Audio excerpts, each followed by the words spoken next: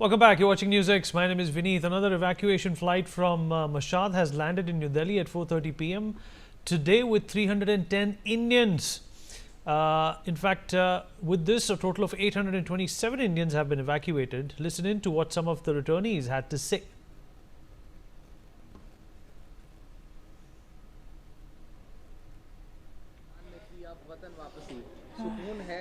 बहुत सुकून है, बहुत चैन है। अपने वतन में आने की खुशी अलग होती है। जो यहीं के पैदा हुए, यहीं की जन्मभूमि है, तो वहाँ तो आने में बहुत कितना अच्छा लगेगा। बहुत अच्छा लगा अपने वतन थी वहाँ पर ईरान में। नहीं, बहुत अच्छा था वहाँ भी। बहुत सेफ किया उन लोगों ने, बहुत अच्छे से रखा उन लोगों ने भी। हाँ, धन्यवाद। हम आराम से आ गए, कोई दिक्कत नहीं हुई। क्या नाम है, कहाँ के रहने वाले हैं? इलाहाबाद। इलाहाबाद के रहने वाले हैं। क्या कंडीशन थी वहाँ पर, किस तरीके से? कंडीशन कोई वैसी नहीं थी। हम लोगों को बहुत सुकून था, हम लोगों को बहुत आराम था। हमारे एम्बेसी ने हर तरह के इंतजाम किया और बहुत अच्छे से रखा और बहुत अच्छे से भेज दिया वापस। अब वतन आप वापसी आपने कर ली है। अब वतन यहाँ पर सुकून, बहुत सुकून है। हमारी इंडिया की बातें अलग है। मेरा नाम अफसार हुसैन रिजवी है और बहुत सुकून से हम लोग वहाँ रहे। हमारा एम्बेसी बहुत ऐसी मुसीबत में है। हम लोगों को अच्छे होटल में स्टे कराया गया, टाइम पे हम लोगों को लंच, डिनर, ब्रेकफास्ट, हर चीज़ का बहुत ख्याल रखा गया। इतनी क्रिटिकल सिचुएशन में भी हम लोग बहुत अच्छे से रहे और बहुत अच्छे से। Thank you. ठीक है, क्या नाम है आपका? मेरा नाम अलमास रिजवी है। आप भी इलाहाबाद जी, मैं भी इलाहाबाद की हूँ जी। वहाँ कंडीशन कैसी थी और अब सुकून है भारत में? जी, बहुत सुकून है। अपने देश आके तो बहुत अच्छा लगता है जी। बहुत जी, एम्बेसी ने बहुत मदद की और जो अभी वहाँ भी फंसे हैं, हमारी दुआ है कि वो भी सेफली अपने वतन आ सके, इंडिया आ सके, क्योंकि बहुत इंडियंस हैं जो अभी वहाँ पे भी फंसे हुए हैं। लेकिन गवर्नमेंट ने बहुत सपोर्ट किया हम लोगों को, बहुत हर चीज़ में ख्याल रखा। किसी भी चीज़ का हम लोग को एहसास ही नहीं होने दिया कि वहाँ वॉर का कोई सिचुएशन है। अच्छे से हम लोग को खाना पीना रहना, अच्छे लग्जरी होटल में रखा, किसी भी चीज़ की कोई प्रॉब्लम नहीं हुई है। Thank you. आपका नाम? दानिया। तानिया, कहाँ की रहने वाली हैं आप? मैं बेंगलोर की। अच्छा, अब आप वतन वापसी कर चुकी हैं? मैं बहुत खुश हूँ। हम बच्चे बहुत डर गए थे तेहरान में, स्पेशली तेहरान में सिचुएशन बहुत क्रिटिकल थी, हम डर गए थे। मैं इंडियन एम्बेसी का बहुत दिल से शुक्रिया अदा करती हूँ ताकि हम इधर सेफली पहुँचे। शुक्रिया इंडियन एम्बेसी का, नरेंद्र मोदी का बहुत दिल से शुक्रिया अदा करती हूँ। अब सुकून है यहाँ पर? बहुत सुकून मिल रहा है इधर आके, सच में बहुत। जो कहते हैं सारे जहाँ से अच्छा हिंदुस्तान हमारा, बेशक। जय Hind. Will you speak something? Come this side. I would like to thank. I will ask. Okay. Your good name and where you from? I'm Afrin Badami. I'm from Mumbai, Maharashtra. Afrin, you are landed on in New Delhi now. How you Yeah. are feeling now? I'm very happy and I'm very thankful to my PM Narendra Modi because I landed so safely here, and I'm very happy that I'm here today. It was very difficult for us to come here right now. It was 4-day journey for us. That's all. What help did the Indian embassy did to you? Everything was very fine and they supported us very well, very well. We were very safe with that, with the embassy person, with the ambassador, with the everything. We are very happy with the Indian embassy now. And what was the condition back in Tehran as of now? As of now, we didn't visited Tehran, so I don't know about that, but we saw the missile with our naked eyes just above our hotel. That's it. Okay, thank you so much for interacting. Thank you so much. Thank you.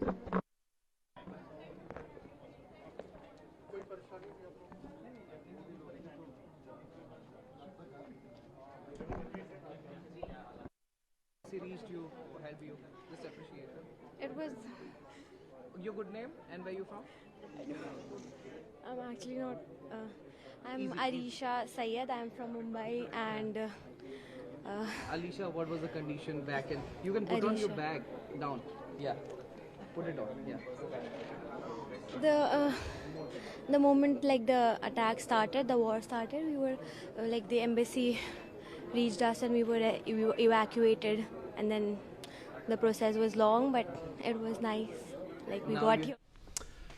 All right, well, India is conducting Operation Sindhu in an effort to bring home Indian nationals from conflict-hit Iran and Israel. So far, 827 Indian nationals have been successfully evacuated from Iran. Additionally, another evacuation flight from Iran is scheduled to arrive today. Both flights will depart from the Iranian city of Mashhad and will land at Delhi's Indira Gandhi International Airport. The Indian embassy in Tehran has also announced that at the request of the government of Sri Lanka and Nepal, India will evacuate citizens of both the neighbouring countries as part of this mission. The special flights are being coordinated with the support of the Iranian government, which is easing airspace restrictions amidst the ongoing conflict with Israel. That's not all. Indians in Israel will also be evacuated under this operation, and corresponding flights are going to commence as soon as possible, is what we are being told at this point in time. Well, let's talk about this. Joining us on the program to discuss more on this is Umam Mirza, who's a student. She's come back from Iran. Sabah Rasool, a student who's also come back from Iran, joining us on the show. Sabah, I hope you can hear me. हमसे बातचीत करने के लिए आपका शुक्रिया. Yeah, thank you so much for having Sabah, me. please tell us what did you experience while you were in Iran, and how was this process executed by the Indian government? When the first attack started in Iran, we thought it might be for a few days because we had seen this situation before. But it didn't stop. Things started getting worse, and we were in direct contact with the embassy. So they were giving us guidelines what to do, what not to do, and almost every student was following that. Those guidelines were being followed.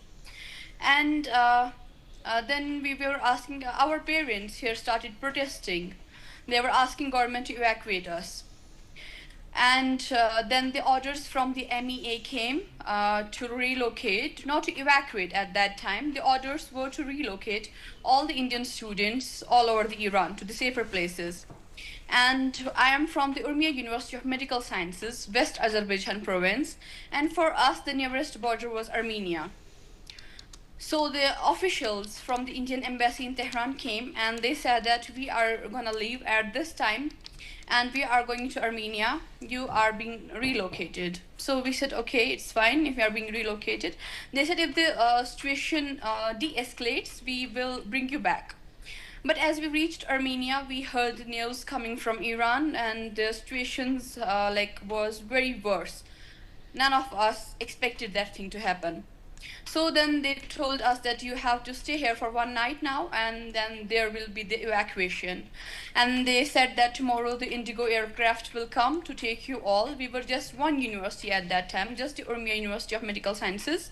We were 111 students, and I guess among that 94 were Kashmiris. And we cannot thank the central government enough. MEA, Sri Jaishankar, they helped us in every possible way, and we really didn't expect that kind of treatment which we were given. Our journey was very smooth. It's obvious when you are being evacuated or when you are escaping a war zone. There are some things which you are expecting, but still our journey was very smooth made by them. By the central government. We are very thankful to the MEA. We are very thankful, and both the embassies located in Tehran, both the Indian embassies located in Tehran as well as in Armenia, we are so thankful to them. Yeah. Okay, we'll come back to you. Ambassador Bhaspati Mukherjee, former diplomat, with us on the program. Major General SVP Singh, strategic affairs and senior defense expert, also joins us on the show. Umam Mirza, who's just come back from Iran, is joining us with her mother, Zubia Khan. Umam, appreciate you being here. I hope you can hear me. Tell us about your experience. Is it similar, to what we have heard from Sabah?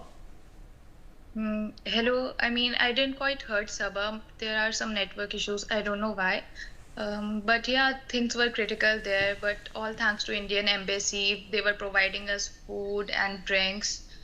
They all kept us safe. We used to see sparks in sky, vibrations. So yeah, we were scared. We didn't saw all that in India. We all experienced that for the first time. So yeah, students were very scared. Did you at any point feel that you're in danger and there is no way out of Iran? I mean, danger was there. We were scared. It was for the first time that we were experiencing vibrations. We were seeing missiles in skies. They were like falling stars and bursting crackers. We used to hear loud sounds. So yeah, everyone was scared. Okay, let me also rope in Ambassador Basmati Mukherjee into this conversation. Ambassador Mukherjee, well, so far what you've heard is commendable, that the Indian government has once again diplomatically navigated through a very tense, demanding, challenging situation to bring back its citizens, something we have seen in the past as well, ma'am. Absolutely, we've been experienced through the many conflict zones that we brought back our citizens from. It began with Saddam's invasion of Kuwait so many decades ago, and more recently the Ukraine crisis, when we had to navigate and bring back our students from different parts of Ukraine. The most challenging were those who were in the capital, Kiev. In this particular case, we followed again the normal SOP, which is that we try to bring our citizens back from a neighboring country closest to them. So those who came back from Armenia were close to the Armenian border. Others who would be close to Turkmenistan, we would bring them back from there. Unfortunately, because of the hostile relationship with Pakistan, it is not possible to repatriate Indians through Pakistan. So we would have to rely on Armenia and on Turkmenistan. And we are also extremely grateful to the cooperation and friendship shown by the government of Islamic Republic of Iran, who in their moment of crisis still facilitated and cleared their airspace also, and facilitated the traffic of our students. It has been our normal practice also in the Ukraine-Russia conflict to inform both sides. For instance, in Ukraine, we informed Ukraine and Russia. In this case, we would have informed Israel that we are taking our students through this route, and on this particular route, please keep it missile free so that they can safely cross the border. We would have definitely told the Israelis, and naturally we will obviously tell the host country, Iran, that so that there is no unfortunate missile strike on a car or a vehicle or a bus, which would lead to the immediate death of all the people whom we are trying to evacuate. So this has to be very carefully coordinated. I'm also very happy to hear from our students who have come back safely, and I congratulate them for that, that they were well treated and that the embassy took good care of them. As I think it was Sabah who explained, or one of the others, naturally it's a very scary experience because it's the first time that they would have experienced being inside a conflict zone with missiles flying over your head, not knowing if it's going to come down and destroy your building. So yes, it's a very scary experience. And I am particularly happy also that we have followed the procedure that we followed earlier, which is to bring back people from neighboring countries. We did that in Ukraine also. In fact, in Ukraine, we brought back Pakistanis also. I remember it on your channel, Vineet. Here in this particular case, we are bringing back the Sri Lankan and Nepalese. I'd like to add that usually the Chinese never repatriate their citizens. They just leave them where they are. Maybe they think they have a big population, so it makes no difference to them. We have a much more caring approach. There have been occasions when we have even repatriated Chinese nationals, brought them to India, and then sent them to China. So in this particular case, I'm very happy that we are bringing back Sri Lankans and Nepalese, because it's a terrifying experience for young people to be stuck there. I do hope that the situation normalizes, because the next challenge for our young medical students particularly is that I remember for the Ukrainians, they found it difficult to get admission into Indian medical universities, which don't recognize, for instance, the courses that they have already done. So only when the situation stabilizes can all these young people, particularly the ladies who are training to be doctors, I'm happy to see that. I hope they can go back to Iran and complete their studies, because otherwise they would have to start from scratch in an Indian medical college, and they would lose out on whatever if they're third-year students or fourth-year students, etc. So all in all, I'm very happy at what happened. All right, Sadia Sheikh, who's been studying in Tehran University, has also returned yesterday. She's joining us with her father, Maulana Nurul.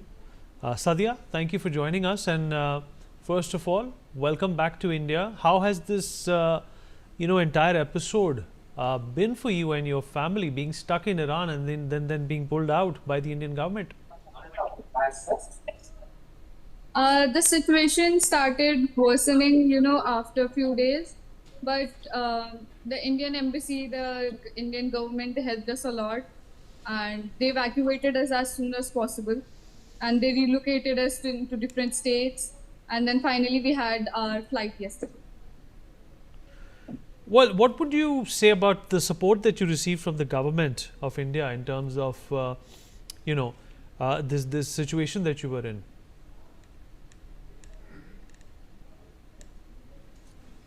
Sadia, Yeah. how has the support of the government been in your case? Okay, we've lost Sadia. Let me, in fact, open General Singh into this conversation. General Singh, from a technical as well as a ground level point of view, how challenging are these situations, for the government to navigate, considering the fact that there are multiple agencies, parties that you have to deal with? There are dossiers and lists of names of citizens, and there are several locations. I'm asking you this question so that people who are watching this show actually realize that this is not a cakewalk, pulling people out of a war zone. Certainly, Vineet, it's a very good point you have put forward. Listen, it is the fog of war. The viewers should imagine the fog of war and what is happening in those countries. And that is where our machinery, the government machinery, the diplomatic machinery, in this case in particular, they got into action. And then what has been most creditable is to get the airspace made available from Iran. But that's been, I would say, must have been a Herculean task, because Iran itself is fighting for its not only airspace, but definitely for its sovereignty. And to make available speaks volumes of the trust they have reposed in us, that we are actually the leaders in humanitarian leadership. Now, that's a very important point I'm making, because having covered this fog of war, in this case, basically, earlier our military has also been involved. Various government departments are also involved, which are there in the embassies. They all work at tandem. Now, so this humanitarian leadership, brings out that India is an anchor state in South Asia, or in the world, I will say, because when the humanitarian issues come up, we are the top nation in the world. And we have exercised our formulation of the strategy of, I would say, the doctrine of evacuation. So many operations have taken place. Ambassador Mukherjee has touched upon the Kuwait, the Iraq issue. Let me tell that in 1990, when this happened, the evacuations took place from Kuwait and Iraq, and it is in the Guinness Book of Record. 110,000 evacuations took place through 488 flights, covering a time scale of 63 days. It's a world record. In 1990, memories are short, we don't recall that. And we are recalling, yes, Operation Rehat in Yemen. There again, our former Army Chief General V.K. Singh, as a Minister of State in the External Affairs Ministry, physically conducted that operation, and that was also a very sensitive operation which was carried out. And there also we had evacuated a few British people. So that speaks about our thing. And I would say it's our concept of rapid rescue of diaspora is a very important thing which has come out. It is what I should say. I feel very proud of the way things are going to get there. It's a rescue beyond borders. It is humanitarian, and it is extended diplomacy which has been at work. We have covered Iran, but as I understand and I've been reading, also from Israel evacuations have taken place through Egypt on that Taba crossing, the route 90 or 12, which is there into Egypt, and then land movement from Israel itself, which is very heavily involved in the war, and getting through and getting our people from there, again, is a very great evacuation operation. And Operation Sindhu is again going to stand out. In terms of evacuees also, I think the figure is going to go beyond 1,000. At the moment, what we are told is 517, but when we take that from Egypt and Israel, the figure is going to be about 1,000. So the students who are there watching this, they should spread the message from whichever place you belong. Okay, well, you go abroad, you want to study, do it. Parents should feel proud about it. But if in the time of natural disaster or any war zone activity, Indian government is right there with you to hold your hands. Now that's a great achievement of ours. And Ambassador has also covered about China. Well, I think nowhere they are anywhere near it. Everything is in a closed door thing. But even United States and United Kingdom, they don't stand out in this sort of operation. They make the people pay for the operation. They don't indulge. And so we're not even rescuing our own citizens. We are also helping the Sri Lankans and the Nepalese come out of this war-torn area. Sadia Sheikh is back with us. Sadia, we lost you when I asked you that question. What kind of a support have you seen come about your rescue from the government? The members of the Indian embassy, that is there in Iran, they were always there with us. They supported us, they shifted us, they relocated us to different states. And we were staying there in a hotel. They provided us with meals. And whatever the current situation was, they didn't want us to panic, and they were there with us all the time. Right, Sadia, we are happy that you're back, and welcome back to India. This is still an evolving situation. In fact, extending the same welcome to the other students also who have safely made it back home. And they minced no words. The government of India played a very, very important role. Well, we've run out of time. Appreciate everybody who was with us on the broadcast. We're going to take a short break now.